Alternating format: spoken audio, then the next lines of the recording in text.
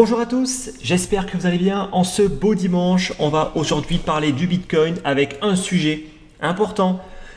Pourquoi est-ce qu'il n'est plus intéressant d'acheter du Bitcoin? Et oui, je sais, une vidéo encore totalement à contre-tendance de l'euphorie ambiante, mais pourtant, je pense que c'est important de dire les choses concrètement telles qu'elles le sont, sans langue de bois, sans euphorie, en toute objectivité. Et on va traiter en fait de pas mal de sujets par rapport au Bitcoin. Déjà, on va un petit peu essayer de voir où est-ce qu'on en est dans ce nouveau cycle haussier qui est clairement bien démarré.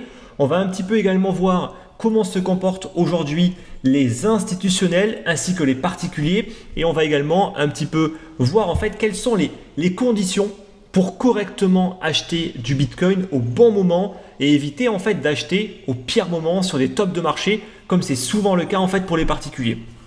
Allez, on commence déjà. Où est-ce qu'on en est dans ce cycle haussier? Là, en fait, je vous mets le graphique.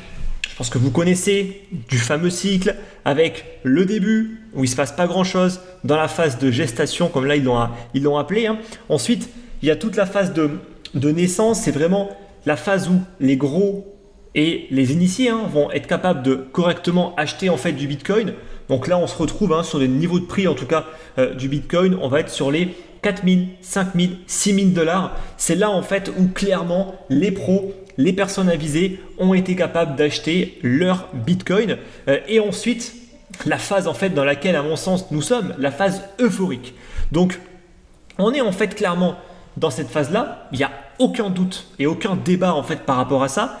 Ceux qui pensent qu'on est qu'au tout début en fait du mouvement, honnêtement, je pense que vous êtes quand même bien naïfs de croire ça. Hein. On n'est pas au début en fait du mouvement quand la plupart des gens avisés et qui sont dans ce marché en fait depuis maintenant plusieurs années, qui n'ont pas été attirés en fait par les médias, eux ils ont acheté à 4 000, 5 000, 6 000, allez 8 000 $. D'accord? Eux, ils ont été dans cette phase de naissance, justement dans cette phase où il n'y avait pas du tout d'attention des médias, où on pouvait acheter un actif honnêtement, pour lequel il n'était pas forcément simple, on va dire, de rester positionné parce qu'il ne se passait pas forcément grand-chose. Il n'y avait pas forcément en fait de hausse significative. Donc forcément, il n'y a que les initiés et les pros qui peuvent correctement acheter sur ces niveaux. Cette phase, elle est terminée, d'accord? Depuis que le Bitcoin a cassé en fait les 12 000 $, cette phase, elle est terminée. On est parti ensuite dans la phase euphorique. Donc déjà, en fait, tout ce qui touche à l'arrivée des médias. Bon, mais concrètement, je suis désolé, il y a quelques fautes, je vois des fautes sur l'image, elle vient pas de moi, d'accord? En tout cas, sur l'arrivée des médias, c'est bon, c'est fait. Les médias, en fait, ils sont déjà arrivés dès que le Bitcoin a franchi, en fait, de nouveau les 20 000 $, puis les 30 000, puis les 40 000, puis les 50 000. Donc c'est bon, l'arrivée en fait des médias, c'est acté, c'est fait. Je pense que de nouveau, tout le monde a re-entendu parler du Bitcoin. Donc cette phase-là, de nouveau, on est passé déjà en fait dessus. Maintenant, à mon sens, et ça on pourra en débattre, on est en fait dans la phase d'enthousiasme.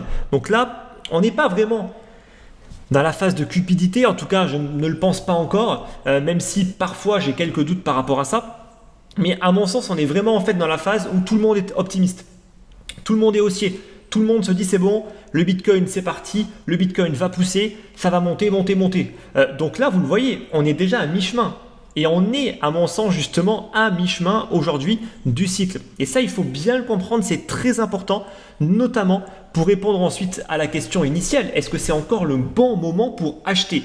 Et déjà, en fait, si là on se situe dans le cycle et qu'on se dit qu'on est au milieu, c'est peut-être pas forcément le moment le plus optimal pour acheter en fait du Bitcoin. Mais bon, bref. En tout cas, pour moi aujourd'hui, on est dans cette phase. Alors pourquoi? Pour plein de raisons. D'accord? Pour plein de raisons. Mais il y a quand même un truc qui est assez intriguant. C'est quoi? C'est qu'on a quand même des institutions qui entrent dans la phase euphorique. Et ça, pour le coup, c'est quand même assez étonnant. Vraiment, c'est un comportement qui est assez étonnant parce que ces personnes sont relativement avisées, ils sont conseillés. S'ils investissent à coups de milliards en fait dans le Bitcoin, c'est quand même qu'ils ont des mecs ultra intelligents. C'est pas pour autant qu'ils sont bons et qu'ils vont correctement investir, mais quand même qu'ils réfléchissent un petit peu et qui les font acheter sur ces niveaux-là. Je pourrais prendre MicroStrategy qui avait déjà acheté en 2020. Qui a de nouveau acheté en février. Là, le 24 février, ils ont de nouveau acheté pour 1 milliard de Bitcoin au prix de 52 000 $. Donc clairement, je suis désolé en fait, mais ils n'ont pas acheté au meilleur moment. En tout cas, ils ont quasiment acheté un top avant une phase de correction. Ensuite, février. De nouveau, Square qui achète pour 170 millions de dollars, environ 3300 bitcoins, pareil, à un prix de 51 000 dollars. On a ensuite en janvier, un petit peu avant, Tesla qui achète pour 1,5 milliard de bitcoins, donc à peu près 48 000 bitcoins, au prix, pareil, approximatif de 31-32 000 dollars. Donc là, pour le coup, Tesla, ils ont été un petit peu moins mauvais, ils ont quand même attendu la vague de retracement, ils n'ont pas acheté en fait vraiment sur le top qu'on a eu en début d'année, je crois, de mémoire de janvier.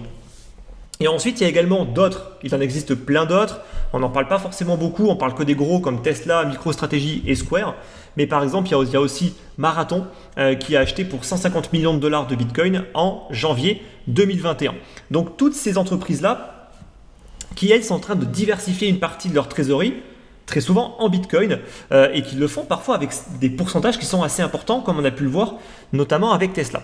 Donc ça, c'est étonnant, clairement, c'est étonnant. Mais est-ce que ça veut dire qu'on est toujours en fait dans la phase de naissance? À mon sens, absolument pas. Je veux dire, il faut être rationnel, il faut être objectif. Cette phase-là, c'est terminé, d'accord? C'est complètement terminé, et à mon sens, ces entreprises-là, eh bien, ils achètent très souvent. Alors ça peut être pour leurs clients, mais même ça peut être pour eux, mais je pense clairement qu'ils arrivent un petit peu après la bataille, honnêtement, pour être honnête. Acheter un Bitcoin à 50 000 dollars alors que le Bitcoin, il a été durant des années à moins de 10 000 dollars, il y a à peine de cela un an, j'ai envie de dire que ce n'est pas forcément la meilleure affaire. Ça ne veut pas dire que le prix ne va pas encore monter, je dis juste que ce n'est pas la meilleure affaire et je dis juste en fait que là, clairement, aujourd'hui, il y a une diversification qui peut être également justifiée par tout ce qui se passe dans l'économie réelle. Et ça, c'est un autre sujet pour le coup, mais c'est à mon sens pas forcément le sujet de cette vidéo. Mais oui, on pourrait se dire que ces entreprises-là, ils investissent pas forcément pour profiter uniquement de la vague qui va peut-être durer encore 6 mois, 1 an, mais pour un horizon de temps, je pense, beaucoup plus long, pour protéger éventuellement une partie de leur trésorerie, pour ne pas en fait l'avoir en cash, du moins en dollars ou en euros, et pour justement essayer de se diversifier un petit peu sur un actif qui juge, bien évidemment, qui peut être capable de préserver en fait de la valeur dans le temps. Mais dans le temps, sur une échelle de temps peut-être beaucoup plus longue que celle en fait du cycle actuel. Donc voilà, il peut y avoir plein de raisons. Mais à mon sens, je pense que ce n'est pas de l'investissement, en tout cas à court ou moyen terme, qui a été réalisé, parce que clairement, ils ne l'ont pas fait au meilleur moment. Et ça, il ne faut pas avoir honte de le dire, ce n'est pas en fait parce que c'est des grosses boîtes qui rentrent à coups de milliards que forcément c'est les meilleurs du monde, absolument pas. Pour moi, il y a eu tout un tas en fait d'autres boîtes qui sont rentrées en 2020, notamment en juin, juillet, septembre 2020. Eux, ils sont rentrés à des niveaux bien plus intéressants que ce qu'a pu faire Tesla par exemple. Et MicroStrategy est également rentré bien mieux par le passé. Là, ils ont de nouveau réinjecté une partie sur les niveaux actuels, mais clairement, pour moi, ce n'est pas des niveaux qui sont intéressants pour être achetés. En tout cas, pas pour profiter de la vague actuelle, parce que j'estime que la vague est déjà vraiment bien entamée et que c'est quand même un petit peu tard pour se réveiller maintenant. Donc ça, c'est bien sûr après, c'est que mon avis. On a également Grayscale. Grayscale, qui est un trust qui permet en fait aux pros de pouvoir s'exposer au Bitcoin. Là, je vous mets également le graphique qui nous montre un petit peu les dépôts donc, de Bitcoin, donc les achats de Bitcoin qui ont été réalisés pour Grayscale. Et bien là, on voit quand même que on est quand même encore sur des quantités importantes de Bitcoin. On peut parler de 5 000, 10 000, 15 000 Bitcoin qui sont achetés. Alors, on le voit quand même. Ils sont un petit peu moins bêtes pour le coup. Là, ils ont acheté en janvier, durant la phase de consolidation, quand le Bitcoin justement s'est mis à retracer. Là, on le voit, il y a eu pas mal justement d'achats. En février, ils sont quand même plutôt bien calmés. Donc là, pour le coup, ils ne sont pas non plus trop bêtes. Ils ne vont pas acheter en fait des tops de marché, comme on peut le voir parfois pour certaines entreprises. Ce qui, à mon sens, c'est quand même vraiment dommage. Vraiment, c'est très dommage en fait d'acheter des tops de marché comme ça. Et c'est pour ça que je vous dis que ce n'est pas forcément parce que eux ils le font qu'ils font ça au meilleur moment et au meilleur prix et qu'ils vont avoir un point d'entrée qui est idéal. Absolument pas. Pourtant, certes, il y a toutes ces entreprises, tous ces pros en fait qui continuent encore un petit peu à investir, à acheter justement les vagues de retracement, etc. Mais ça ne veut pas pour autant dire en fait justement qu'on n'est pas dans cette phase justement euphorie qu'on peut également appeler la phase mania. Il y a des signes qui pour le coup, eux, ne nous trompent pas. Là en fait, je vous mets les recherches Google. On a le mot-clé Bitcoin, Ethereum, Coinbase et Uniswap pour vraiment avoir une idée un petit peu. Les caractéristiques principales, d'accord, de cette phase, c'est les particuliers. Les particuliers en fait qui sont attirés par les médias, qui ont commencé à en parler, qui n'arrêtent pas en fait d'en parler, qui alimentent tout l'afflux en fait de particuliers qui n'y connaissent pas grand-chose, qui sont attirés en fait par les gros chiffres, les gros titres et par la cupidité humaine et l'argent, bien évidemment, qu'il y a à se faire. On ne va pas se leurrer par rapport à ça. Et bien là, on le voit. On est clairement sur un pic. On est en train de monter en flèche. Il y a l'intérêt des particuliers qui est en train d'exploser. C'est typique d'une phase d'euphorie dans laquelle les particuliers sont en train de s'engouffrer. Et ces mêmes particuliers en fait qui vont avoir énormément d'émotions et qui vont faire que la volatilité va encore plus augmenter, que les mouvements vont être encore plus irrationnels et on va également parler de l'effet de levier et des frais de refinancement un petit peu après qui est aussi très caractéristique de toute cette vague de particuliers qui font un petit peu n'importe quoi. On a ensuite l'explosion de l'intérêt également sur les réseaux sociaux. On regarde Twitter. Twitter, c'est un magnifique indicateur pour savoir en fait où est-ce qu'on se situe en fait dans le cycle. Là, je vous mets en fait justement, donc c'est tous les tweets en relation avec Binance, Coinbase, Kraken, donc les plateformes d'échange, les principales plateformes d'échange de crypto-monnaies. Et là, c'est significatif. On voit ce qui s'était passé en 2017, en décembre, janvier, avec l'explosion. Vraiment, il faut comprendre que ça n'a pas duré longtemps. Cette explosion des particuliers, ça a duré quelques semaines, voire quelques mois, où vraiment ça a complètement explosé. Et c'est ça en fait qui était vraiment le signe de vente absolu pour sortir en fait du marché. Aujourd'hui, on peut estimer qu'il y a encore de la marge par contre. Donc l'intérêt, il est grandissant, il n'y a pas de doute par rapport à ça. Il y a une activité en fait aujourd'hui sur les comptes Twitter qui est quand même assez important. Donc là, c'est pas les tweets, c'est quand les personnes suivent les comptes des plateformes. On le voit, il y a quand même un intérêt qui est grandissant. On voit également que pour le coup, Binance a beaucoup plus aujourd'hui, attire beaucoup plus que par le passé, où justement c'était beaucoup plus Coinbase. Là, on voit quand même que Binance aujourd'hui, et c'est pas pour rien qu'ils sont complètement à la ramasse au niveau du support, ils ont vraiment une quantité astronomique de nouveaux clients. Donc il y a toute cette vague de particuliers qui vient pour investir, attiré justement par la croissance du Bitcoin, attiré par également les gains et les médias qui n'arrêtent pas en fait d'en parler, tout le battage médiatique en fait qui ne fait qu'alimenter justement ce nouveau cycle. Donc tout ça c'est purement des éléments qui nous disent que oui, on est dans cette phase euphorique, il n'y a pas de doute par rapport à ça. Si on regarde également YouTube, c'est un magnifique indicateur. YouTube est vraiment un très bel indicateur. Je me rappelle que moi, en 2019, la plupart de mes vidéos faisaient 2, 3, 4 000 vues à tout casser. D'accord ? Aujourd'hui, n'importe quelle vidéo dépasse les 10 000 vues. On sent l'intérêt grandissant en fait de toute cette vague de particuliers. Et là, je vous mets justement les vues des principaux youtubeurs, donc principaux youtubeurs bien évidemment outre-Atlantique ou en tout cas qui parlent, on va dire, qui sont anglophones. On va avoir, bon, il y en a même que moi je connais pas parce que je ne regarde pas, ça m'intéresse pas en fait, mais voilà, on voit les principaux comme Ivan Antec qui je me rappelle était déjà là, comme Datadash également, et là on le voit, mais l'intérêt, mais il explose totalement. De nouveau cette vague de particuliers qui fait que oui, on est dans cette phase euphorique, il n'y a pas de doute maintenant, je pense, avec tous ces indicateurs justement de foule par rapport à ça. Il faut vraiment comprendre que pour se situer en fait dans cette phase-là, il suffit de regarder le comportement de la foule. Et là, il n'y a pas de doute par rapport à ça, on a ce comportement-là, on est vraiment dans cette phase euphorique et à mon sens, la phase vraiment d'enthousiasme. On est entre la phase, on va dire, d'arrivée des médias qui est pour moi actée, et la phase de cupidité, d'illusion, où là les gens vont devenir complètement fous et ils vont tous penser que ça ne peut pas s'arrêter, ça ne peut faire que continuer, ça ne peut faire que monter. Et c'est là en fait où les gens vont complètement se faire ramasser par le marché. Ensuite, on va parler également de l'évolution des nouvelles adresses de Bitcoin. Donc là, je vous mets ce graphique en fait de chez Glassnode qui continue à nous montrer vraiment cette croissance, mais on n'a pas vraiment cette hausse irrationnelle extrêmement forte comme on l'avait eu vraiment en fin d'année 2017. Donc ce qu'il faut comprendre, c'est que à mon sens, on est en fait dans cette phase euphorique, mais on n'est pas sur la fin. Là vraiment, on n'a pas les signes vraiment qui nous montrent qu'on est sur une fin. Si on avait vraiment une très forte hausse parabolique sur l'ensemble de ces indicateurs-là, oui, on pourrait vraiment se poser en fait des questions. À mon sens, on n'y est pas encore. On est en plein dedans. Il n'y a aucun doute par rapport à ça. Mais par contre, je pense clairement que ce n'est pas terminé. Ce cycle n'est pas terminé et il a encore, à mon avis, à nous donner. Voilà. Donc, toutes ces indications-là, vraiment, ils nous indiquent vraiment qu'on est dans cette phase mania, d'enthousiasme. Il y a beaucoup d'optimisme ambiant, beaucoup de nouveaux qui viennent en fait, qui arrivent, qui vont acheter en fait du Bitcoin et des altcoins, bien évidemment. Mais concrètement, on n'est pas encore sur la fin. En tout cas, il n'y a pas les signaux d'être sur une fin de vague et donc sur un top final de marché.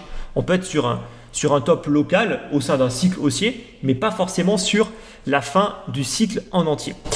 Également, qu'est-ce qui commence à nous montrer qu'on commence à être dans la phase vraiment d'enthousiasme, voire de cupidité. Vraiment où là on se dit, les gens sont dans un état d'esprit en fait qui est extrêmement optimiste. Tout le monde, ça ne peut faire que monter, donc on prend de plus en plus de risques. Et là, je vous mets en fait les liquidations des longues sur les principales plateformes de produits dérivés, Binance, UOB, OKX, BitMEX, FTX et Bybit. Et alors là, c'est significatif. Ça n'arrête pas d'augmenter. Ça veut dire que plus là, on est en train de monter, plus il y a de l'irrationalité, des comportements complètement délirants, où on va prendre du levier parce qu'on se dit, ça ne peut faire que monter, ça monte en ligne droite, donc je rentre avec du levier, de toute façon, je ne prends pas de risque parce que ça fait que monter. Et ça, on l'a vu sur le Binance Coin, quand tout le monde s'est mis justement à en parler. C'est étonnant, mais vraiment, c'est ultra flagrant. Moi, le BNB, et je ne m'accorde pas le mérite par rapport à ça, le BNB, j'en parle quand il valait 5 $, 10 $, 20 $. Je me rappelle même qu'à une époque, en 2019, on n'arrêtait pas en fait justement de me dire d'arrêter en fait de parler de Binance, que c'était une mauvaise plateforme, que c'était une plateforme qui blanchissait l'argent, etc., que le BNB c'était de la merde, etc. Étrangement maintenant, le BNB, c'est magnifique. C'est magnifique, c'est la meilleure crypto limite. Tout le monde se met à se jeter dessus. Quand ça vaut combien? 200, 300 $. Alors que personne n'en voulait à 20 $. De nouveau, c'est des signes caractéristiques qu'on est vraiment en fait dans cette phase extrêmement optimiste où là en fait la valorisation aujourd'hui, tout d'un coup, tout est normal. Quand c'était à 20 $, personne ne voulait acheter, ça valait rien. Quand c'est à 200, c'est magnifique et c'est tellement bien en fait que ça peut encore monter à 1000 $. Ça c'est vraiment de l'irrationalité en fait. Ça il faut le comprendre et on est en plein dedans. Donc ça, j'en suis sûr, ça plaira pas à tout le monde. Et moi, je m'en fous complètement parce que je ne suis pas là en fait pour plaire à tout le monde. Je suis là pour plaire à une certaine partie des gens qui me suivent et qui vont être capables de correctement profiter en fait de ce marché et de ne pas se faire démonter en fait quand le marché va se retourner. Donc, quand il y a des liquidations aussi importantes, ça nous montre justement qu'il y a toutes ces nouvelles vagues, on va dire, de chair fraîche qui arrivent et qui se font massacrer en fait par le marché, qui jouent avec tous les produits dérivés qui n'étaient pas présents en 2016 et en 2017. Il n'y avait absolument pas en fait tout ça. Il y avait à peine BitMEX qui était vraiment pas beaucoup répandu. On pouvait prendre un petit peu de levier sur Kraken, mais honnêtement, c'était hyper limité. Là aujourd'hui, il y a tellement de produits, tellement d'effets de levier possibles que là, on le voit, les mouvements sont extrêmement violents. Et dès qu'il y a des excès, ça corrige fortement pour liquider en fait ces gens. On a eu des records de liquidation en février. C'est dingue parce que le marché perd à peine 30%. Il y a eu 3-4 milliards quasiment de liquidation. Qu'est-ce qui va se passer en fait quand le marché va perdre 50%?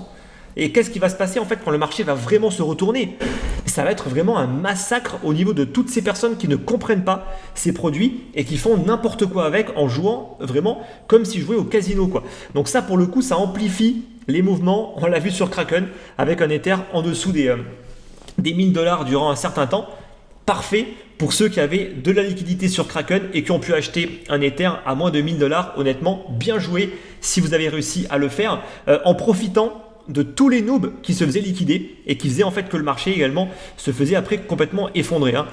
Donc ça pour le coup, c'est quand même super intéressant et c'est vraiment caractéristique de la phase dans laquelle on se trouve. Également, si on regarde les frais de refinancement, c'est un parfait indicateur pour savoir quand est-ce qu'on va avoir une vague de correction. Ça a vraiment marché à chaque fois. Là, on le voit, on a eu un pic en décembre, boum, ça a corrigé. On a eu un pic en janvier, boum, ça a corrigé. On a eu un pic en février, boum, ça a corrigé. Vraiment, il faut comprendre qu'à chaque fois, les excès sont corrigés. Ça, c'est automatique. Donc, quand les frais de refinancement explosent, faites attention. Dites-vous que, attention, ça commence à chauffer. Ce n'est pas une phase pour acheter, c'est plus une phase pour vendre. Et quand les frais de refinancement commencent à revenir à zéro, là, pour le coup, ça veut dire que c'est bon. On a purgé un petit peu ce marché. Ça ne veut pas pour autant dire que ça va tout de suite repartir à la hausse, mais en tout cas, c'est beaucoup plus intéressant d'acheter quand cette vague de folie en fait s'est faite vraiment rincer par le marché, c'est toujours beaucoup mieux que d'acheter en plein dans cette vague. Voilà. Donc les frais de refinancement, c'est un excellent indicateur dans cette phase de bull market pour savoir quand acheter et quand vendre. C'est pas forcément que ça qu'il faut regarder. Mais moi, en tout cas, je m'en sers à chaque fois maintenant. Quand j'arbitre en fait mes choix, je commence à alléger en fait mon portefeuille. Je me base également sur les frais de refinancement qui sont vraiment un très très bel indicateur pour un petit peu savoir si on va purger ou pas, parce que les marchés vont toujours purger les excès. Gardez ça bien en tête. Alors, on est en fait dans cette phase euphorique. Est-ce qu'on est maintenant dans la phase de cupidité, vraiment qui est pas loin du tout en fait du top du marché? À mon sens, on n'y est pas encore, comme j'ai pu vous le dire. Et il y a également un indicateur que je regarde systématiquement maintenant, c'est le MVRV Z-Score, qui permet en fait tout simplement, je vous l'ai déjà expliqué, de comparer tout simplement en fait l'état d'esprit des investisseurs par rapport à la plus-value qu'ils ont pu réaliser. Donc le MVRV en fait, il est très très simple. Dans la zone verte, ça veut dire qu'en fait, si le Bitcoin se trouve dans cette zone, ça veut dire que la plupart des personnes qui ont acheté sur les dernières années, ils ont acheté en fait sur ce niveau de prix. Donc, c'est un niveau de prix qui a de fortes chances d'être défendu par beaucoup de personnes qui n'ont pas intérêt à ce que le prix descende plus bas. Quand on vient en fait dans la zone rouge, ça veut dire qu'il y a un décalage entre le prix d'achat moyen de la plupart des Bitcoins et le prix actuel du Bitcoin. Plus le décalage va être fort, plus les plus-values vont être importantes, plus les émotions vont être présentes et plus on va se rapprocher d'une fin de cycle. On est rentré en fait, là vous le voyez, dans la zone rouge pendant un court instant, quand justement le Bitcoin est monté à 57 000 $. Et après, boum, vous voyez, quand on n'est pas resté longtemps, on a bien recorrigé, c'est excellent. Parce que si on commençait vraiment à partir dans les 8, 9, 10, là pour le coup, j'aurais clairement sonné la sonnette d'alarme. Alors je l'ai sonné dans mon groupe privé, dans les conférences que j'organise justement dimanche dernier. J'avais clairement indiqué, ceux qui étaient là, je pense qu'ils l'ont vu, j'avais vraiment mis beaucoup de warning. Attention, on est sur des très très hauts niveaux. Pour l'instant, si on continue à monter, on risque d'avoir une très très forte baisse. Heureusement qu'on a corrigé justement juste après, dès la semaine d'après justement, dès cette semaine, pardon, on a commencé à bien corriger, donc ça va, on est un petit peu rentré en fait dans les zones limites. On a commencé à bien retracer. Donc là, on est en train de bien digérer. C'est vraiment ce qu'il nous faut. Il nous faut un marché justement qui est capable de correctement avoir ces vagues de correction pour être capable de correctement monter. On construit une hausse. Important, on la construit de vagues de hausse et de vagues de baisse. Si ça ne fait que monter, ça va juste retomber et ça va retomber violemment parce qu'il y aura trop d'argent et trop de plus-value à récupérer. Alors maintenant, quelles sont les conditions pour acheter ? Quelles sont les conditions, à mon sens, qui sont obligatoires, d'accord, qu'il faut respecter pour acheter du Bitcoin? Le premier point, c'est le risque qu'on accepte de prendre. Aujourd'hui, quand je discute avec des personnes qui n'y connaissent pas grand-chose, mais qui me disent « je vais investir en fait dans le Bitcoin », et quand on leur parle de risque, ils sont surpris. Ils pensent en fait vraiment que le Bitcoin, il n'y a pas de risque. On peut acheter, le Bitcoin ne peut faire que monter. C'est de nouveau typique, c'est caractéristique des débutants qui se font attirer en fait par la vague du Bitcoin, qui pensent qu'ils peuvent faire que gagner, qu'ils ne peuvent pas perdre d'argent, et ils y vont, ils achètent.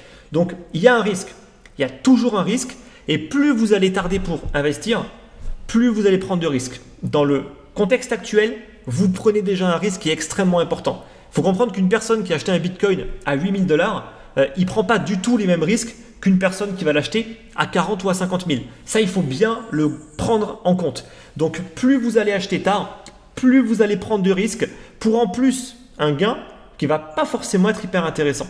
Ensuite, on a l'horizon de temps. Et si on veut investir pour 6 mois, bon, ok, pourquoi pas? Pourquoi pas? Si on veut investir sur 2 ans, prenez en compte que vous allez rentrer en fait dans un train qui est lancé à grande vitesse et je ne suis pas certain que ça va durer 2 ans.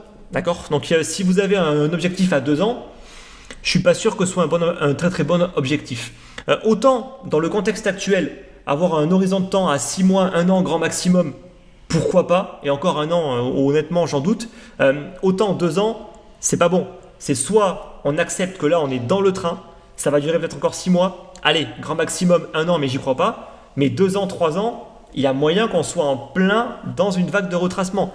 Il faut avoir un horizon de temps soit qui va être court, soit qui va être long. Donc au moins 5 ans, 10 ans. Là, il n'y a absolument aucun problème. Mais par contre, On investit de manière progressive. On ne met pas tout son capital sur les niveaux actuels, s'il vous plaît. On investit progressivement. On est patient. Et au final, on part du principe que la vague est déjà lancée, qu'on a complètement raté les meilleurs niveaux d'achat, qu'il faut être extrêmement patient, qu'il faut lisser en fait son prix d'achat et qu'il faut avoir un horizon de temps plutôt long. D'accord ? Ensuite, le ratio risque-récompense. C'est typique. Quand on me dit en fait je veux investir dans le Bitcoin, moi ce que je réponds c'est est-ce que tu es prêt à accepter le risque par rapport à la récompense qui est possible. Si aujourd'hui on estime qu'on est à mi-chemin dans le cycle, on peut estimer que le Bitcoin peut monter au niveau des 100, 150, 200 000 $. Donc ça veut dire quoi? Ça veut dire que si on achète le Bitcoin à 50 000 $, on accepte de potentiellement acheter sur un niveau où on peut se prendre un moins 80% pour avoir un gain de 300%. Donc la question c'est est-ce qu'on accepte ce ratio? Est-ce qu'on accepte de multiplier par 2, par 3 son investissement, mais prendre le risque également qu'on peut quasiment tout perdre parce qu'on peut acheter maintenant à n'importe quel moment, même si je pense qu'on n'y est pas encore, on ne sait pas, on n'est pas devin, on peut acheter un top de marché. Donc ça veut dire que ça il faut l'accepter. Et si on ne l'accepte pas, on n'investit pas. Quand vous investissez maintenant, vous prenez en compte ce ratio qui est de moins en moins bon. Il faut comprendre que, de nouveau, une personne qui a acheté à 6 000, 8 000 $, d'accord, on estimait en fait que là, on ne pouvait pas reperdre 80%. C'était compliqué. Alors oui, on peut encore perdre, d'accord, on peut encore perdre, mais par contre, il y avait un potentiel de gain qui était démesuré. Parce qu'on avait déjà en fait des projections qu'on allait casser en fait l'ATH et aller aux 50 000 $. Les 50 000 $ étaient clairement une des targets qui était que même moi j'avais en tête en 2019-2020. Donc si on achète à 8 000 pour aller chercher les 50 000, le ratio n'est pas si mauvais que ça. Et en plus de ça, ce ratio, il pouvait s'améliorer parce que 50 000, pourquoi pas, 100 000, possible. Là, on est en plein dedans. Donc ça, il faut le comprendre. Ce ratio, il est très important. Et la plupart des gens, ils ne font pas en fait ce simple calcul qui pourrait en dissuader beaucoup en fait d'investir. Voilà, est-ce qu'on accepte la perte potentielle? Je vous rappelle qu'un Bitcoin, il peut perdre 80% de sa valeur et arrêtez de me dire que le Bitcoin ne baissera pas, c'est complètement faux. Le Bitcoin baissera, on l'a vu en fait de nouveau, il perd ses 30%, voire ses 40%. Donc le Bitcoin baisse et quand il va craquer, il va craquer. D'accord? Et croire qu'il ne craquera pas, c'est tellement naïf. Vraiment, c'est tellement naïf. Et ça, c'est typique des phases de déni. D'accord? Phase de déni, c'est ça ne peut faire que monter. Et vous allez en fait vous trouver 15 000 raisons pour justifier ce choix. Vous allez en fait me dire non mais tous les pros ils achètent donc eux ils vont jamais vendre donc il y aura une telle rareté en fait sur le Bitcoin qu'au final il ne pourra faire que monter. Typique d'une phase de déni. On va se chercher en fait toutes les excuses du monde pour se dire non mais ça ne peut faire que monter. Oui, jusqu'au jour où ça va tomber. Et vous serez tellement en fait dans une optique de déni que vous allez juste vous dire c'est bon, buy the dip, c'est juste une petite correction. Et quand vous verrez moins 50 et après moins 80, et que vous verrez en fait que vous avez complètement raté en fait la vague et que vous n'avez rien récupéré en termes de plus-value, voire pire, pris une perte, et bien il sera trop tard en fait. Donc ça c'est important de bien le comprendre, de ne pas être dans cet état psychologique dans lequel les médias, les youtubeurs, etc. vous embarquent. Quand tout le monde est euphorique, personne ne dit concrètement qu'il faut faire attention. Moi, je le fais parce que moi, je n'ai pas un intérêt à faire du clic, à faire des vues. Je m'en fous complètement. Que je fasse 5 000, 10 000, 20 000, 30 000 vues, j'en ai rien à faire parce que ce qui m'intéresse, c'est justement que la petite partie en fait des gens qui m'écoutent ne fassent pas n'importe quoi et justement prennent les bonnes décisions. Ensuite, ce qui est également important, c'est le pourcentage que votre investissement représente pour vous. Si vous mettez 1% de votre patrimoine en Bitcoin, j'ai envie de vous dire, c'est pas grave. Vous pouvez le faire, d'accord? Vous pouvez le faire parce que même si le Bitcoin perd 50%, perd 80% de sa valeur, franchement, ça ne changera rien pour vous. Et si vous avez un horizon de temps à 5 ou 10 ans, pourquoi pas? Faites-le quand même en lissant un petit peu l'investissement, mais vous comprenez bien que là, le risque, il est extrêmement limité. Donc, on peut se le permettre. Par contre, une personne qui veut mettre 50% de son patrimoine dans le Bitcoin maintenant, je ne suis pas sûr que ce soit forcément une très très bonne idée. En tout cas, pas si cette personne, justement, n'a pas les connaissances. Ça, c'est important. Les conditions pour acheter, elles sont claires. Si vous voulez acheter maintenant dans un marché qui est déjà lancé et que vous n'avez aucune connaissance, vous avez toutes les chances de vous faire ramasser en fait par ce marché. Et ça, personne ne vous le dit. Parce que tout le monde a envie de croire en fait que c'est facile. Tout le monde a envie de vous dire c'est génial les cryptos, tout le monde va gagner de l'argent. Oui, à un moment, tout le monde va gagner. mais aussi quand le marché va se retourner, la plupart vont perdre. Et ça, personne ne le dit en fait. Donc, les conditions pour acheter maintenant, c'est avoir des connaissances en analyse technique. Ceux qui l'ont, ils peuvent acheter maintenant, il n'y a aucun problème.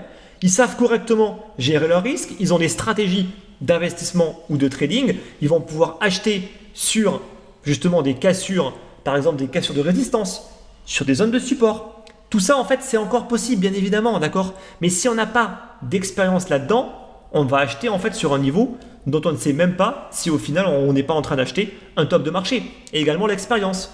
Ne croyez pas en fait que sans expérience, vous serez capable de correctement en profiter. Si vous écoutez un petit peu les bonnes personnes, que vous avez eu une bonne formation et que vous n'avez pas d'expérience, vous pourrez quand même vous en tirer. Vous pourrez quand même gagner, même parfois pour certains, beaucoup d'argent. D'accord? Mais concrètement, vous ne ferez pas partie des meilleurs. Ça, il faut vraiment l'avoir en tête. L'expérience dans ce monde-là, c'est extrêmement important. Avoir déjà vécu en fait ces phases-là, ça forge les gens. C'est extrêmement important. Et aujourd'hui, il est clair que ceux qui vont le mieux réussir à gagner le plus d'argent dans ce marché et dans ce cycle actuel sont ceux qui étaient déjà là en 2016 et en 2017, qui ont appris en fait de cette bulle qu'on a eu justement en 2016-2017, qui ont appris ce qui s'est passé également après, qui ont connu en fait justement cette phase également de retournement, de marché baissier et qui maintenant revivent plus ou moins les mêmes choses et vont justement réagir d'une manière qui est complètement différente par rapport à ce qu'ils ont pu faire en 2016-2017. Si on n'a pas vécu ça, honnêtement, c'est beaucoup plus compliqué. Je ne dis pas qu'on ne peut pas réussir à gagner, d'accord? On peut réussir à rester rentable, mais honnêtement, vous ne pourrez pas faire des miracles. Honnêtement, l'expérience, c'est la chose la plus importante aujourd'hui. Et ça, de nouveau, il n'y a pas grand monde qui ose le dire. Voilà. Donc j'espère en tout cas avoir apporté pas mal de réponses sur pourquoi est-ce qu'il est malheureusement plus vraiment intéressant d'acheter du Bitcoin. De nouveau, j'ai expliqué les conditions. Ce n'est pas pour tout le monde. Il y a des personnes qui vont pouvoir correctement acheter, gérer leur risque, gagner encore pas mal d'argent, mais il y en a beaucoup qui vont malheureusement arriver beaucoup trop tard et qui vont arriver dans cette phase euphorique et qui vont acheter des tops de marché. Et on a déjà vu en fait les conséquences sur juste des petites vagues de retracement. Là en fait on l'a vu, le Bitcoin monte à 57 000, boum ça retombe à 45, boum c'est panique à bord. Vous l'avez vu. Je pense que vous n'imaginez même pas ce qui va se passer quand il y aura un vrai retournement. Là, vous n'imaginez même pas en fait ce qui va se passer. Voilà. Donc, c'est pour ça que je vous dis qu'il faut faire attention et qu'il faut toujours justement avoir un petit peu cet esprit contrarien en l'état actuel des choses. Quand tout le monde est euphorique, prenez du recul. Prenez du recul, ça ne veut pas dire de vendre, ça ne veut pas dire en fait de shorter, absolument pas. Ça veut dire qu'on continue également à en profiter, mais on n'est pas d'accord dans cet état d'esprit-là qui nous dit que ça ne fera que monter. On est lucide, d'accord? On reste exposé au marché, important, de ne pas faire non plus l'erreur de ceux qui n'arrêtent pas de vendre, acheter et qui pensent que le marché va se retourner en fait dès qu'il prend 5 000 $. Eux, ils n'ont rien profité en fait du marché actuel. Non, il faut rester exposé au marché, il faut surveiller les graphiques, il faut savoir lire les graphiques, il faut savoir lire la tendance, lire justement, comprendre un petit peu dans quel état d'esprit la foule est actuellement, pour savoir si c'est la fin ou pas. À mon sens, on n'y est pas encore. Donc c'est pour ça qu'on a encore un petit peu de temps, on va dire, à profiter en fait de cette vague-là. Et j'espère en tout cas que la plupart des personnes qui m'écoutent et qui vont prendre en compte quand même ce que je peux dire, vont réussir justement à en profiter au maximum. Allez, j'espère en tout cas que ça vous a plu. N'hésitez pas à débattre de tout ça dans l'espace de commentaires. Je vous rappelle que j'ai également donc mon club pour investisseurs qui justement, on a augmenté donc les tarifs, on a mis des nouvelles formules, etc. Donc là, on commence à avoir une taille critique. Donc ça se peut en fait que d'ici quelques semaines, on ferme carrément les portes de certaines des formules parce que sinon, on sera beaucoup trop nombreux. Donc si vous voulez en profiter, voilà par rapport à tout ça. On se retrouve dimanche prochain pour la prochaine vidéo. Je vous dis bon dimanche, bonne semaine et à la semaine prochaine. Bye bye.